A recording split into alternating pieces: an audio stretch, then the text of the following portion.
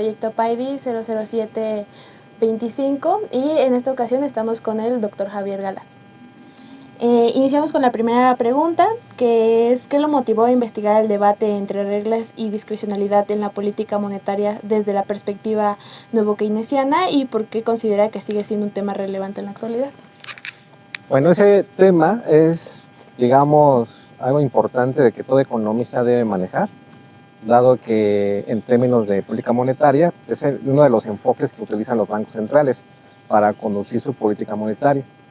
Sí es relevante, sí, porque, como menciono, es uno de los enfoques que utilizan los bancos centrales para, uno, diseñar, ejecutar la política monetaria. Digamos, ese es el núcleo central de cualquier banco central, además del enfoque de los nuevos clásicos. Muy bien. En el documento se explica que las expectativas racionales y la inconsistencia dinámica fueron fundamentales para el surgimiento de este debate. ¿Cómo influyen estos conceptos en la decisión de optar por reglas o por discrecionalidad en la política monetaria? Bueno, aquí, para entender un poco lo que es las expectativas racionales, hay que irnos un poco más hacia el pasado, un poco más atrás, considerando varios aspectos, ¿no? Uno, cómo los agentes toman sus decisiones, es la parte importante, en función a la decisión del Banco Central. Entonces, queremos llegar a ese punto. Entonces, para llegar a ese punto hay que voltear un poco hacia atrás, tomando como referencia, uno, las expectativas, el enfoque nuevo keynesiano lo que hace es, ok, si bien el nombre lo dice, toman aspectos de la teoría general de Keynes, pero hace un lado la parte de la incertidumbre y mete el rol de las expectativas, la parte de la racionalidad de los agentes, como una forma de explicar el comportamiento, ¿no? El porqué de las expectativas, pues, explicando un poco lo que son las expectativas racionales, hay que considerar uno, cuando se plantea ese concepto, hay que tomar en cuenta dos consideraciones. Uno, cómo son las decisiones. Primera, no son de manera estáticas, sino dinámica. La economía se mueve en un ambiente dinámico. Las variables no se mueven al mismo tiempo. Cuando una variable se mueve, la otra se mueve en tiempo después. Entonces hay un desfase en la causa y causa y consecuencia. O sea, ¿cuál es la reacción? ¿Cómo se mueve? Por ejemplo, si el Banco Central ve que hay se espera una inflación alta, entonces ¿qué tiene que reaccionar? Eleva la tasa de interés. La tasa de interés, ¿cuánto tiempo tarda en afectar a las más variables? Entonces, ¿cómo los agentes toman sus decisiones, ¿no? Entonces se dice que la perspectiva racional se basa en el sentido de que los agentes, para poder predecir el comportamiento de este caso la autoridad monetaria, tiene que tomar cierta información, hace su modelo, lo hace dinámico y a partir de ahí lo pronostica, ¿no? Entonces ahí buscando así reducir los errores, ¿no? ¿Qué tipo de error aquí se está hablando? Un error de estimación del mismo modelo, la parte estocástica, o sea, de cómo reducimos esos factores que no se pueden controlar de manera directa, cómo lo metemos al modelo, ¿no? De ahí de por qué es una variable estocástica, ¿no? También, ¿no? Cómo incorporamos, ¿no? Entonces hay la relevancia de por qué incorpora esas variables, ¿no? Muy bien. En su investigación se analizan tanto experiencias internacionales como el caso del Banco de México. ¿Qué lección considera que deja la experiencia mexicana sobre la aplicación de un régimen de blancos de inflación? Bueno, aquí sería explicar esa pregunta o dar respuesta a esa pregunta sería pues, ver nuestra economía, cómo ha evolucionado, vamos así, desde los años 70, cuando se implementa una política orientada hacia un intervencionismo del Estado, ¿no? En la época de Echeverría. Después, la famosa administración de la riqueza, que hoy en día es un problema. El petróleo, todo el problema del petróleo para México hoy en día es un cáncer, pero en fin. Entonces, explicar toda esa transición, cómo caemos en el problema de desorden monetario de los 70, de los 80, se trata de corregir a partir de los programas de estabilización, muy particularmente a partir de los años 90, pero teniendo en cuenta que por ahí en los años 1987, 88, México tenía una hiperinflación, como a partir de ese problema se empieza a corregir el desorden monetario, lo propició, se empieza a corregir. Una de ellas era autonomía del Banco Central. En los años 94 se da la autonomía del Banco, se la otorga, ¿no? La autonomía en 93, entra en vigor en 94. Entonces, también hay que ver que la autonomía está en función a que el Banco Central es independiente al Estado en función a cómo va a implementar su política monetaria, seleccionar los objetivos y seleccionar los instrumentos. Entonces, a partir de ahí, ¿no? Después se va transitando, por ahí, por el año 2000, se empieza a escuchar, de hecho, en el mismo programa monetario del Banco de México se establece que la inflación tiene que converger a los socios comerciales, en este caso Estados Unidos y Canadá. Ya en 2003 ya se establece de manera explícita que el Banco de México iba a seguir ese mecanismo de la inflación targeting, porque ese blanco inflación se ha traducido de muy diferentes maneras. Muchos lo dicen que es meta de inflación, o es objetivo de inflación, o el mismo blanco de inflación. Entonces, entender ese concepto también sería, dentro de la literatura de la política económica, una meta es aquella que es de largo plazo.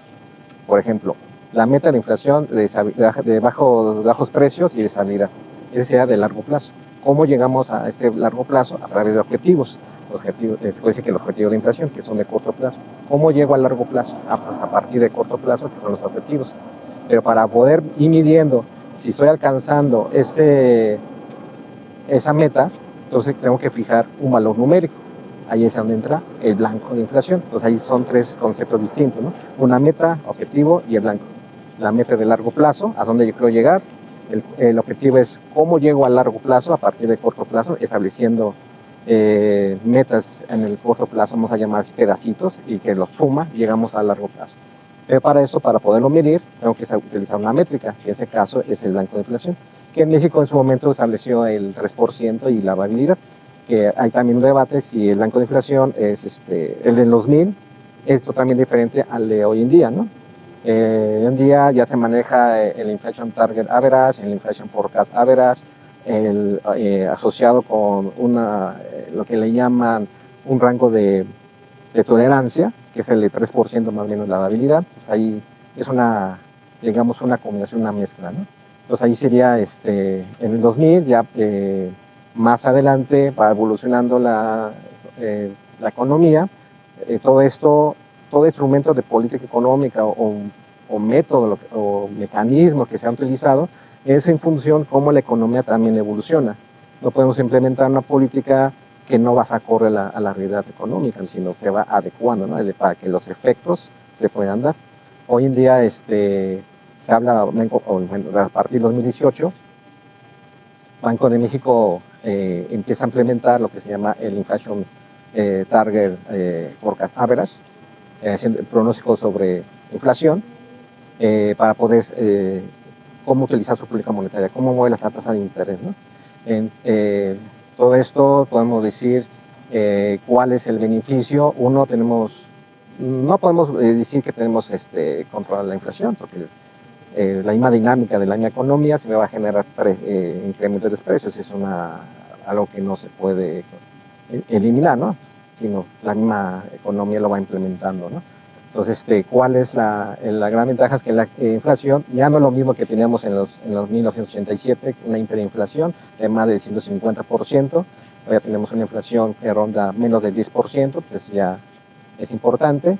Ya tenemos, si va convergiendo a largo plazo un valor, pues ahí va caminando, ¿no? Entonces ahí tenemos la certeza de que la inflación, si bien en el tiempo llegará a un nivel, ¿no?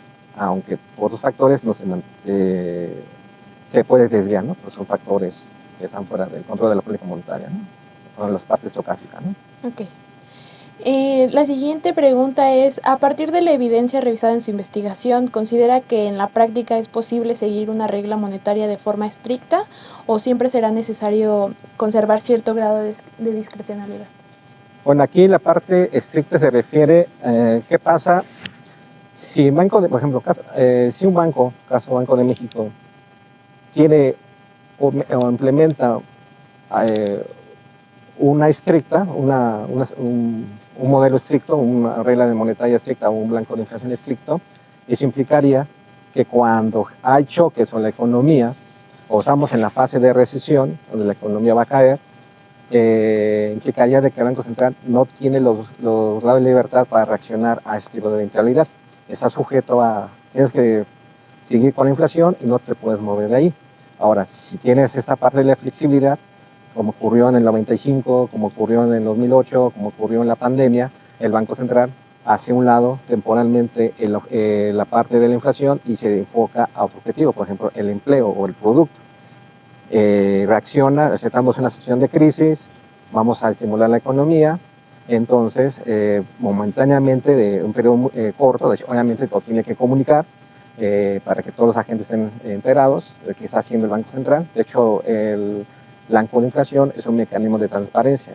Los agentes tienen que tener claro qué es lo que está haciendo el Banco Central en sus decisiones de política monetaria. Entonces, cuando viene una crisis, el Banco Central puede decir, ok, estamos en una recesión, estamos en una crisis severa, como la pandemia 2008 o 95, entonces voy a dejar de lado mi mandato de inflación, voy a enfocarme al empleo, por ejemplo.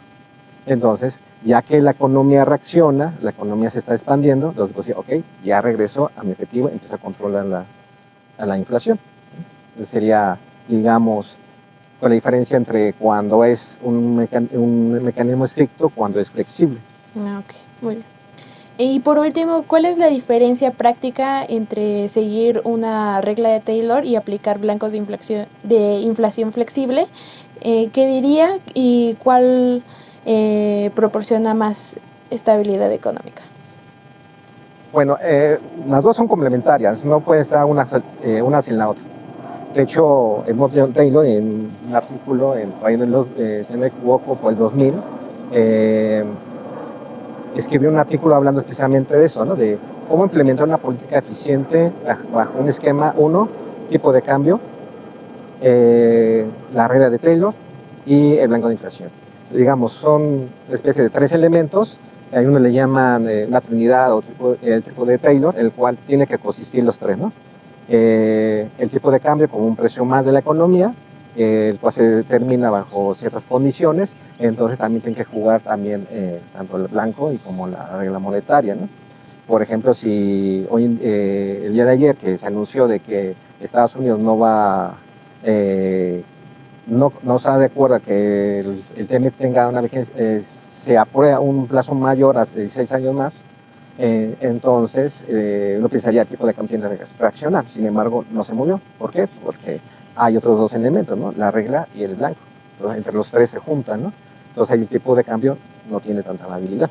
Entonces, para que sea una serie de precios, tienen que jugar esos tres. Una regla monetaria que restringe en este caso a la economía monetaria, que se vaya a usar una discrecionalidad, es decir, buscar otros objetivos que no son de su mandato. Y el blanco es una forma de transparencia, es decir, ok, cómo el Banco Central está conduciendo su política monetaria y cómo va la ruta, ¿no? cómo lo está haciendo y de qué manera. Y el tipo de cambio funciona como el anclaje entre estos dos elementos, ¿no? Y más aparte a una economía y otra economía.